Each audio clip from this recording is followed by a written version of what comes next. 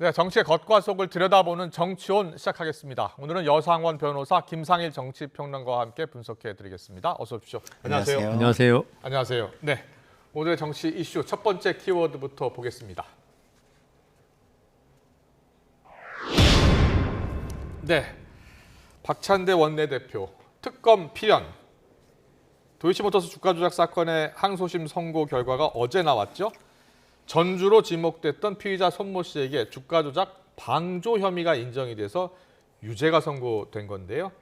자, 박찬대 원내대표는 김 여사 특검이 필연이라는 주장을 폈습니다. 여야 목소리 듣고 오겠습니다. 김건희 특검은 필연입니다. 어제 법원이 도이치모터스 주가 조작 사건 항소심 선고 공판에서 100억 원대의 돈을 댄 전주 손모 씨의 방조 혐의를 인정하고 징역 6개월의 집행유예 1년을 선고했습니다. 김건희 여사의 혐의는 손모 씨와는 비할 바 없이 엄중합니다. 한마디로 급이 다릅니다. 그 관여 정도가 제일 심한 한 명만이 지금 기소가 된 거 아니겠습니까? 네. 김건희 여사도 그 여사 문제도 아마 일부 굉장히 일부가 그러니까 계좌 기준으로 해서 굉장히 일부 그다음에 금액상으로도 그 일부가 관여된 부분이니까 그게 이모 씨가 처벌됐다 그래가지고 네. 김건희 여사까지도 당연히 뭐 처벌될 대상이다 이렇게 보는 거는 좀 무리가 있지 않나. 네, 자 주가 조작 그 공범 혐의로 기소됐던 손모 씨요. 지난해 2월 1심에서는 무죄였는데 어제 나온 2심에서는 징역 6개월의 집행유예 1년 이렇게 선고가 됐습니다. 여상원 변호사께서 조금 더 쉽게 설명을 해주세요. 1심하고 2심이 어떻게 달라진 겁니까? 1심에서는 공동정범이라고 해가지고 이 그 회장 권 회장하고 이 손모 씨를 같이 공모해서 범행을 같이 공동정범으로 본 것이죠. 그런데 이게 서로 의사 연락을 했다든가 주가 조작에 처음부터 관여했다든가 이런 증거가 없어서 무죄가 났습니다. 그랬군요. 그러니까 검찰에서 항소하면서 아마 법원에서도 이 손모 씨에 대해서 처벌 가치가 있다고 봤을 가능성이 있고 그러니까 검찰에서 방조범으로 그러니까 주범은 아니지만 이 그 회장의 권오수 회장이요. 주가 조작을 쉽게 할 수 있도록 자기 계좌를 이용해서 도와준 사람 그걸 방조범이라 그러거든요. 그렇군요. 그러니까 이 방조범으로는 정범은 아니지만 방조범으로서 죄책은 인정된다 해서 유죄로 인정하고 그랬군요. 6월에 징역 6월에 집행유예 1년이 나온 것입니다. 그렇군요. 자, 정치권으로 가보면요. 지금 박찬대 원내대표가 김 여사 혐의가 손모 씨와 비할 바 없이 엄중하다고 했는데요. 자, 그렇다면 손모 씨 혐의하고 김건희 여사가 받는 혐의는 어떻게 비슷하고 어떻게 다릅니까? 구조가 같다는 거죠. 구조는 같다. 그러니까 본인이 직접 주가 조작에 관여하지는 않았지만 어떤 자기의 어떤 돈, 뭐 100억과 40억의 차이는 있습니다만은 계좌를 이용해서 이 주가 조작에 도움을 줬다는 면에서는 같은데 지금 박찬대 원내대표가 뭐 비교할 바가 아닐 정도로 김 여사 엄중하다고 했는데 그거는 뭐 정치인의 어떤 레토릭이라고 보이고요. 같고 다만 차이가 있다면은 그 손모 씨는 이 주가 조작과 관련해서 펄 인베스트먼트인가요? 블랙 펄 인베스트먼트. 거기 그 이모 씨죠. 거기하고 이 문자를 주고받은 게 다 나와 있습니다. 일명 선수들 주가 조작범과 김모 씨가 꾼이라고 그러더라고요.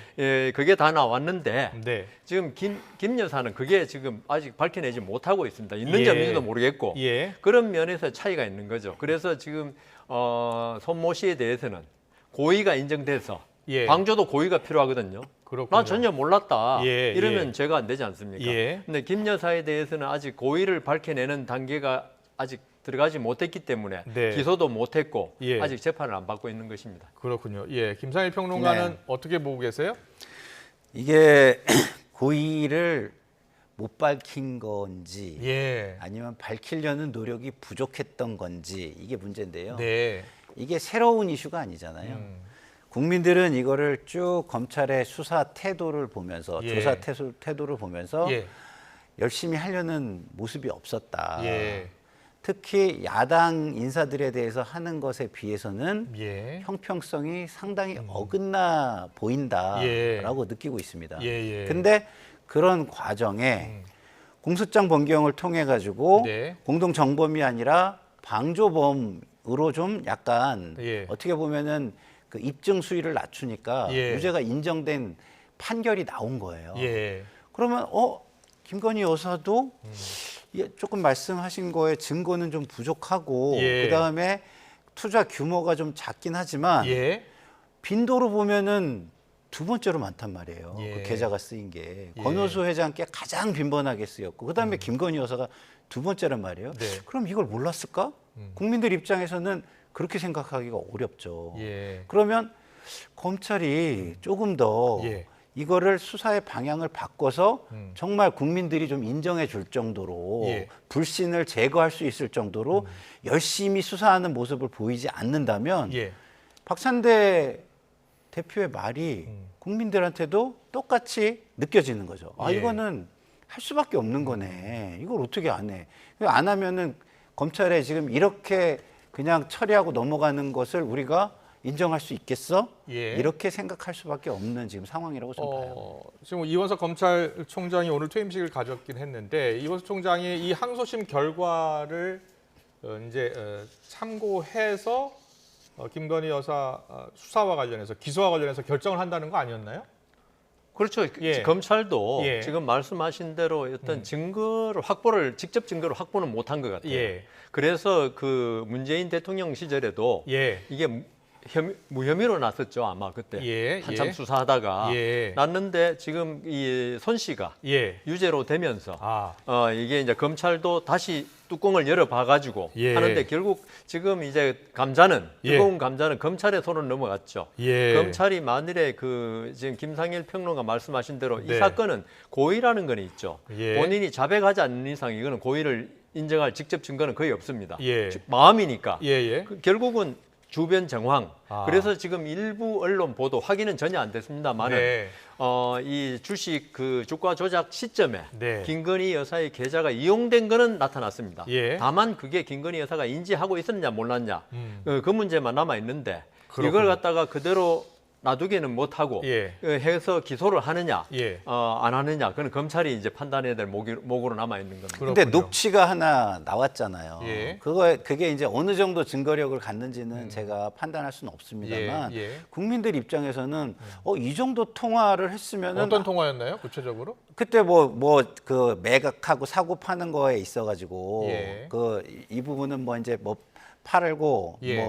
그 해라 이런 식의 이제 대화가 오간 내용이 있습니다. 예. 워딩을 제가 정확히는 지금 찾아서 말씀을 드려야 네, 되는데 네. 그게 길지는 않지만 그 매각과 관련해서 대화를 한 게 있어요. 대화를 한 것이 예. 있다. 예. 그래서 그러니까 말씀하세요. 네. 그래서 국민들의 의구심을 해소하기 위해서 예. 그런 부분에 대해서 검찰이 얼마나 열심히 조사를 했느냐, 예. 압수수색은 어디까지 해봤느냐 등등을 보여줘야 되는데 네. 지금 김건희 여사 관련해서는 오히려 모셔가지고 조사한 거 예.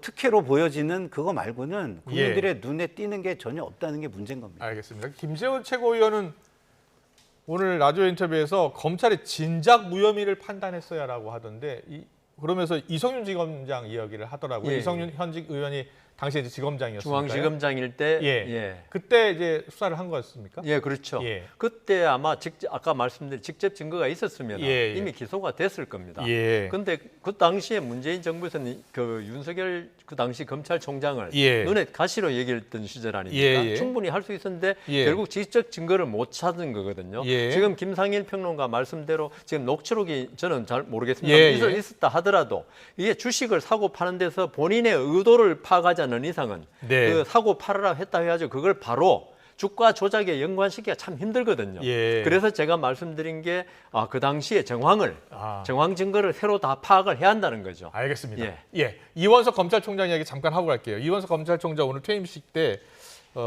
이런 이야기를 했습니다. 소용돌이 사법시대라는 표현을 썼고요. 법치주의를 지켜내야 한다는 또 표현을 썼어요.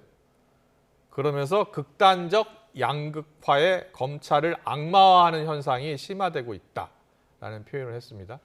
자, 이원석 검찰총장 이제 저 발언이 지금 보도가 되고 있는데 어떻게 같은 법조인이시잖아요. 물론 네. 변호사이고 이제 판사 출신이시고요. 네. 예, 어떻게 보셨어요? 검찰이 범죄인에 대해서는 악마화돼야 되죠. 예. 뭐 범죄인을 갖다가 뭐 잘 봐주고 예. 너 그렇게 대하고 이거는 우리 국민이 검찰에 바라는 게 아닌데 네. 이 검찰의 악마화가 된 게 결국 정치권에 예. 정치 논리한 싸움이 결국은 검찰의 악마화 그리고 검찰의 정치화를 초래했거든요. 예. 물론 검찰도 원죄는 있습니다. 예. 우리 독재 정권 시절에 네. 검찰이 그 정권에 뭐 심한 말로 앞잡이가 돼가지고 예, 예. 뭐 그런 건 있지만 지금 시대가 예. 민주화 시대가 지금 도래한 지 한참 됐기 때문에 네. 그거는 좀 힘들다. 그러니까 그 악마화된 게 지금 이원석 총장은 예. 안타까움을 표시한 거죠. 아. 제발 좀 정치권이나 예. 이런 데서 검찰을 갖다가 너무 정치적으로 이용하지 마라. 그리고 정치적인 문제는 정치권에서 해결해라. 그걸 검찰로 데리고 온 다음에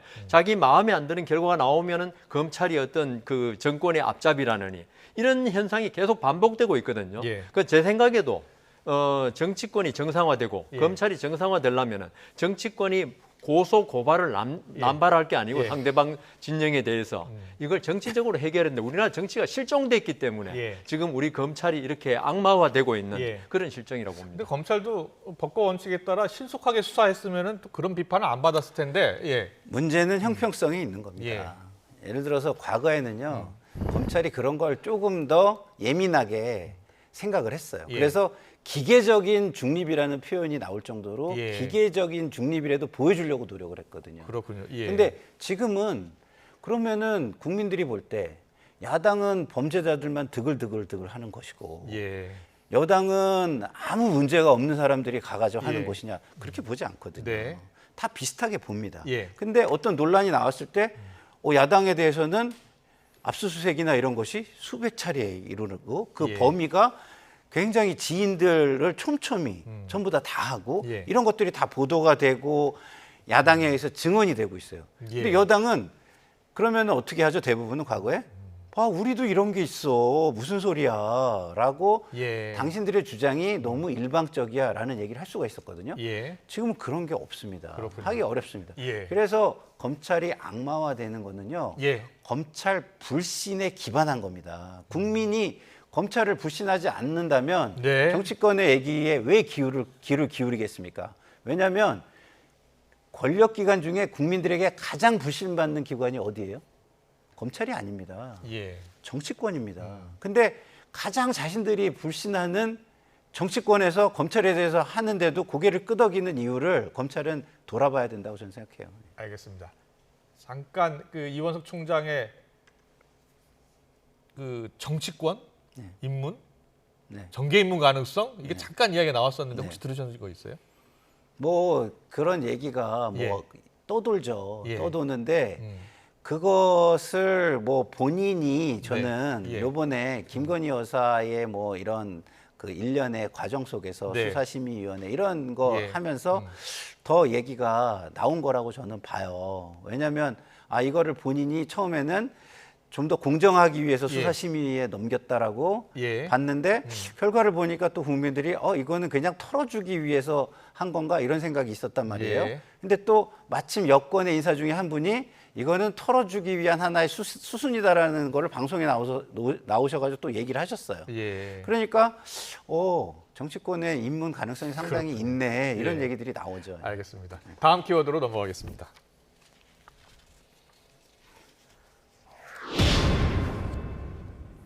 네, 다음 키워드는 윤석열 대통령 지지율 이야기를 좀 하려고 하는데요. 20% 한국 갤럽 조사였는데요. 지지율이 3%포인트 떨어졌습니다. 그래서 20%를 기록했고요. 부정평가는 70%를 나타냈습니다. 취임 이후 갤럽 조사에서는 최저치가 나왔습니다. 여러 가지 배경이 있겠죠. 그 직무 수행 긍정평가, 부정평가에 또 이유를 보면 부정평가 1위가 의대 정원 문제였고요. 부정평가 1위가 의대 정원이었고 긍정평가 2위도 보면 의대 정원이에요. 어떻게 봐야 돼요? 양면이 존재하는 거죠. 그러니까요. 예. 예. 이 의대 정원 문제 네. 이게 이제 동기는 어떻게 좋은 동기일 수도 있어요. 그 어떤 뭐 지역 의료 문제라든가 응급실 문제라든가 있었지만 그걸 현장에서 풀어나가는데 어떤 전략은 좋았는데 전술에 실패한 거죠. 그런 면에서 특히나 이 의료 파행으로 지금 많은 고통을 받고 있는 사람들 입장이나 야권 입장에서 볼 때는 이거는 부정평가가 나올 수밖에 없는데 또 한편 이 의료에 대해서 특히 의료인에 대해서 어떤 부정적인 인식을 가지고 있는 사람도 사실 많단 말입니다.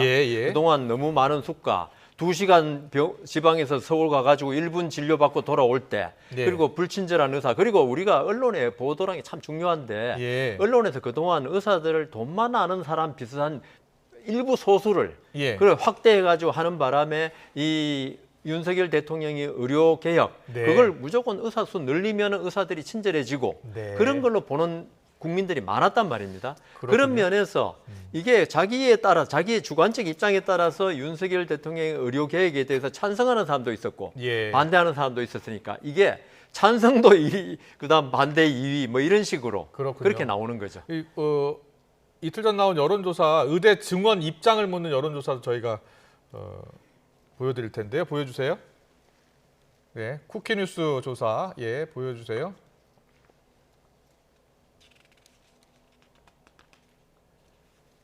보면요, 의대 증원 입장은 보면 78.1%는 동의한다고 나오거든요. 그리고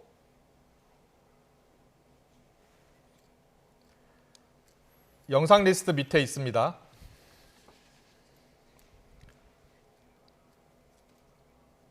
보여주세요.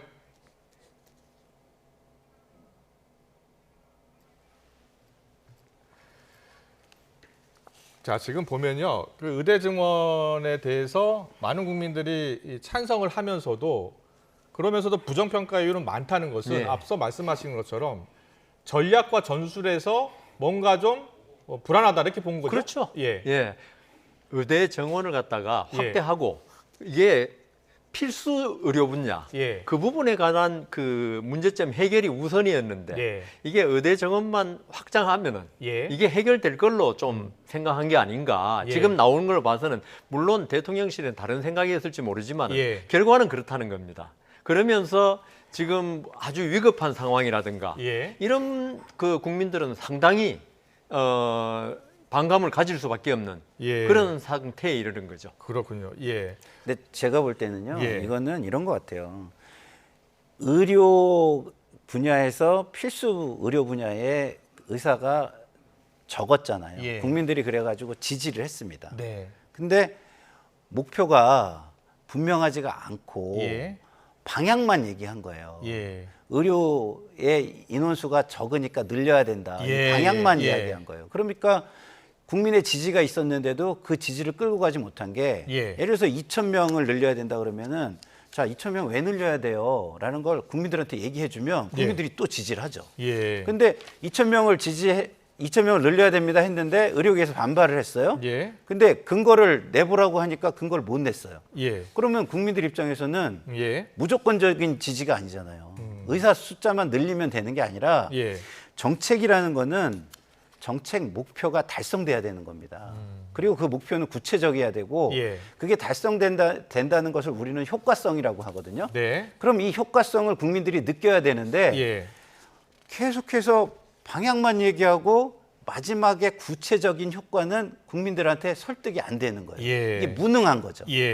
그래서 이 상황까지 정부가 끌고 온 거죠. 그래서 이거는 두 부분을 다 보여주는 거예요. 지지하지만 니네가 무조건적으로 이거를 뭐 자존심 내세우듯이 하는 거는 우리가 지지하지 않아. 그렇군요. 구체적인 내용을 보여주면서 유능하게 효과를 우리가 느낄 수 있게 해줘라는 저는 또 다른 표현이라고 저는 생각합니다. 알겠습니다. 여야 의정 협의체 여야가 같은 의견으로 여야 의정 협의체 출범시키자라고 했는데 결국은 이제 의사협회에서 들어오질 않았어요.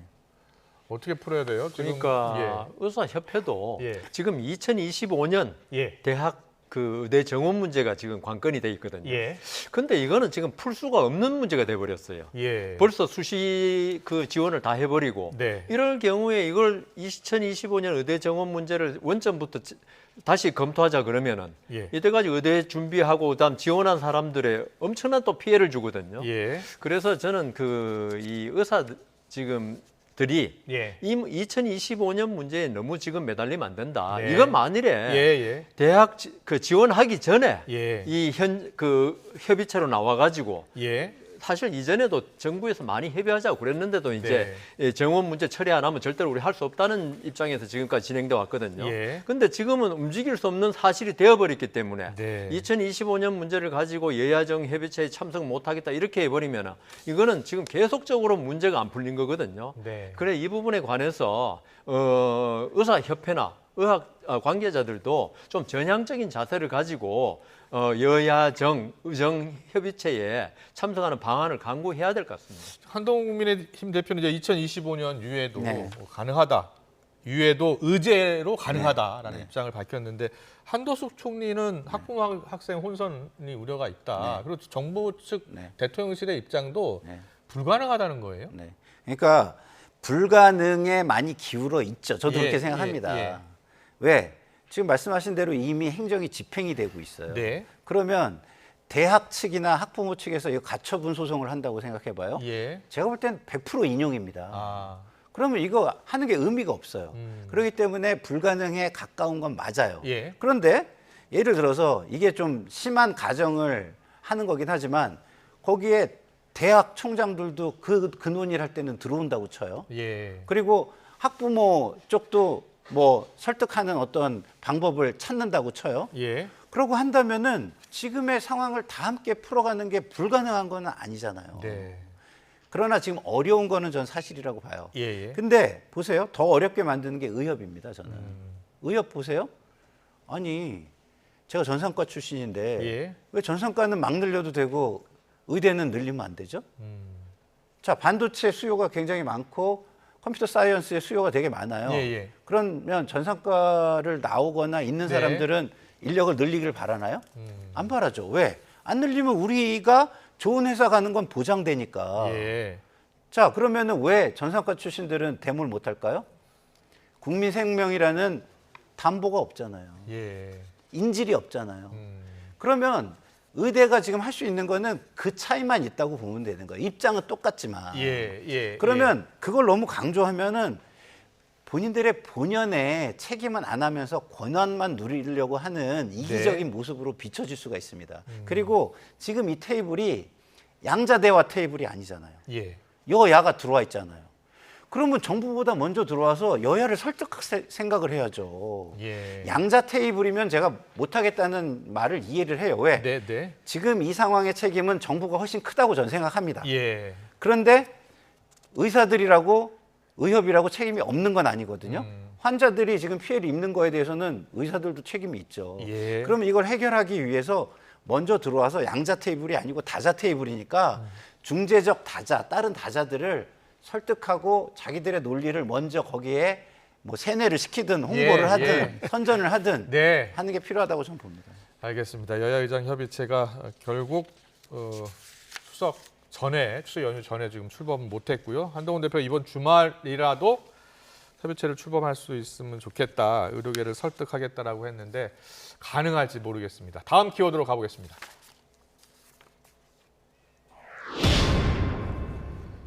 충성 경쟁, 김재원 국민의힘 최고위원이 오늘 라디오 인터뷰에서 이야기했는데요. 민주당 일각에서 나오고 있는 계엄 준비설 주장 관련해서 지금 외계인 대비법 아니냐는 말까지 나왔는데 김재원 최고위원이 개딸을 향한 충성 경쟁이다라는 이야기를 했어요. 어떤 이야기를 했는지 자 듣고 오겠습니다. 여야 입장입니다. 민주당 내부 사정을 들어보니까 이른바 개딸들이 혹시 계엄이라도 선포해서 우리 잘못되는 거 아니냐 이렇게 이야기를 하는 분들이 있었대요. 그러니까 개딸들 그분들한테 잘 보여야 되잖아요. 이재명 대표가 가세한 것은 이게 윤석열 대통령 뭐 탄핵하다가 보니까 이제 윤 대통령이 계엄을 선포할 수도 있다라는 식의 그 그 불안감을 조성하고. 검찰의 이재명 대표 제거 공작은 야쿠자를 동원해 자행된 일제의 명성황후 시해, 작전명 여우사냥과 같은 추악한 음모입니다. 정치검찰을 동원한 정적 제거용 사법유린 연성 친위 쿠데타에 이어 군내 사조직 충암파를 동원해 계엄을 빙자한 친위 쿠데타 준비 음모에 들어간 불량 정권을 반드시 끝내겠습니다. 네, 계엄 준비설 지금 계속되고 있는 거예요. 네. 민주당 같은 경우에 계엄 준비설과 관련해서 대비법 지금 네. 만들고 있고 발의할 것 같다고 하더라고요. 그러니까 좀 예. 이게 그 김재원 의원의 표현이 좀 불편하긴 하지만 예. 사실은 저런 비판을 저는 들을 수 있다고 봅니다. 우리가 힘과 권한을 가진 사람은요, 예. 그거에 대한 책임도 다 해야 되는 거예요. 예. 그러면 그 계엄에 대해서 이야기를 하려면 국민들이 그것에 동의할 수 있는 근거들을 자꾸 내놔야 되잖아요. 예. 그런 노력도 안 하고, 아, 쟤네는 나쁜 애들이니까, 나쁜 사람들이니까 예. 이걸 할 거야. 할 거라고 생각하니까 이거 대비를 해야 돼. 예. 그러면은 그 권한을 국민을 위해서 쓰는 게 아니죠. 상대방을 죽이기 위해서 쓰거나 아니면 나의 이익을 증대시키기 위해서 쓰는 게 되는 거 아닙니까? 예. 저는 그렇게 하는 건 맞지가 않다고 봐요. 물론 이게 여당이나 정권이 전 좀 더 심하다고 생각하기 때문에 네. 뭐 야당을 지금 비판하는 게 맞나 이런 생각은 들지만 예. 그래도 이슈가 이 이슈니까 예. 저는 야당도 비판을 해야 된다고 봅니다. 이게 예. 과도하고 예. 자기들만을 위한 거고 국가나 미래나 국민 통합을 위해서는 전혀 도움이 안 되는 일인 거는 저는 맞다고 저는 봅니다. 그 예. 지금 개딸에 대한 충성 문제가 김재원 최고위원 입에서 나왔는데요.